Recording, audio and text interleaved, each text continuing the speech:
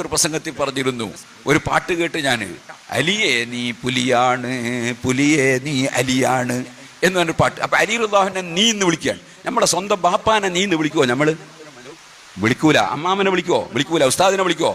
ഇല്ല. പ്രായമുള്ള ഒരാളെ വിളിക്കുവോ? നമ്മള് സാധാരണക്കാരനായ തന്നെ നീ എന്ന് വിളിക്കുവോ? ഇല്ല.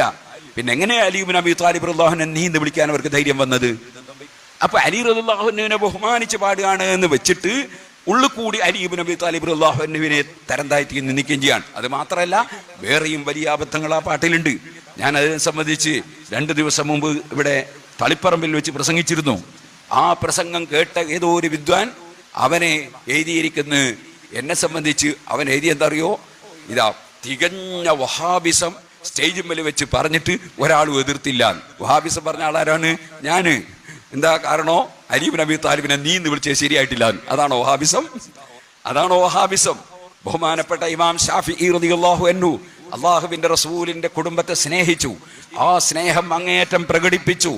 അപ്പോ ഷാഫി ഇമാമിന്റെ എതിരാളികളായ പുത്തൻവാദികളും അസൂയക്കാരും പറഞ്ഞു, ഇമാം ഷാഫിഈ ഒരു പുത്തൻവാദിയാണ് എന്ന് പറഞ്ഞു. അന്നത്തെ ഒരു വലിയ പുത്തൻവാദി സമൂഹമുണ്ട്, അവരുടെ പേരാ റാഫിളത്ത്. ഇന്നത്തെ മുജാഹിദിന്റെ വേറെ ഒരു കമ്പനിയാണ്. അതെ, അത് അവരാണ് അള്ളാഹു കയ്യും കാലും ഉണ്ട് എന്ന് വാദിച്ചതും, മാസം നോക്കിയിട്ടല്ല തീരുമാനിക്കേണ്ടത് കണക്കൂട്ടിയിട്ടാണ് എന്ന് പറഞ്ഞതും.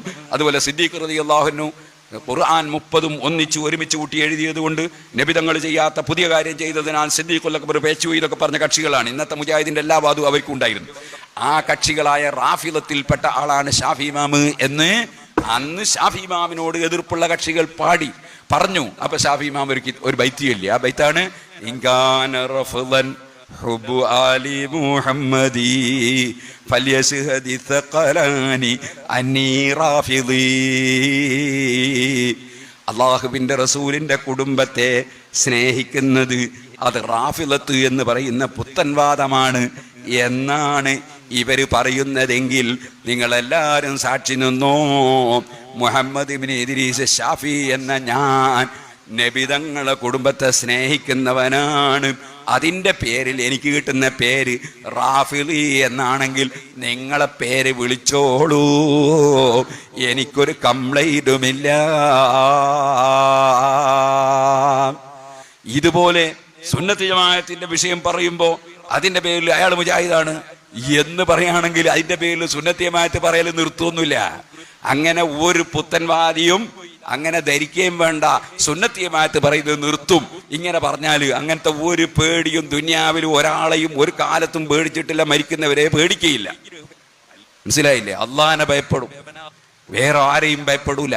അള്ളാഹിന്റെ ദീന് തുറന്നു പറയും, എന്നിട്ട് വരുന്നത് വെച്ച് കാണാം എന്നല്ലാതെ അങ്ങനെ എന്തെല്ലാം പേടിപ്പിക്കൽ, ആരെല്ലാം എവിടുന്നെല്ലാം നടത്തി നോക്കിയിരുന്നു. എന്നിട്ട് എന്തായത്? അങ്ങനെ ഒരു ഭയവും ലോകത്ത് ഒരു സൃഷ്ടിയെയും അള്ളാഹുവിന്റെ ദീന് പറയുന്ന വിഷയത്തിൽ ഒരാളെയും ഭയപ്പെടൂല, ഭയപ്പെടാൻ സാധ്യമല്ല, ഭയപ്പെടാൻ പാടില്ല. അല്ലാ യഖാഫ ഫില്ലാഹി ലൗമത ലായിം. അള്ളാഹുവിന്റെ വിഷയത്തിൽ ആക്ഷേപിക്കുന്ന ഒരു ആക്ഷേപവും ഭയപ്പെടാതിരിക്കണമെന്ന് എന്റെ പ്രിയപ്പെട്ട നബി എന്നോട് വസിയ്യത്ത് ചെയ്തതാണ് എന്ന് അബൂദറിൽ ഗിഫാരി റളിയല്ലാഹു അൻഹു പറഞ്ഞിട്ടുണ്ട്. ഖുർആനിൽ തന്നെ ലാ യഖാഫൂന ലൗമത ലായിം, ആക്ഷേപിക്കുന്നവന്റെ ആക്ഷേപം ഭയപ്പെടൂല സുന്നത്ത് ജമാഅത്തിന്റെ ആളുകൾ എന്ന് ഖുർആൻ തന്നെയും ലോകത്ത് പഠിപ്പിച്ചിട്ടുണ്ട്.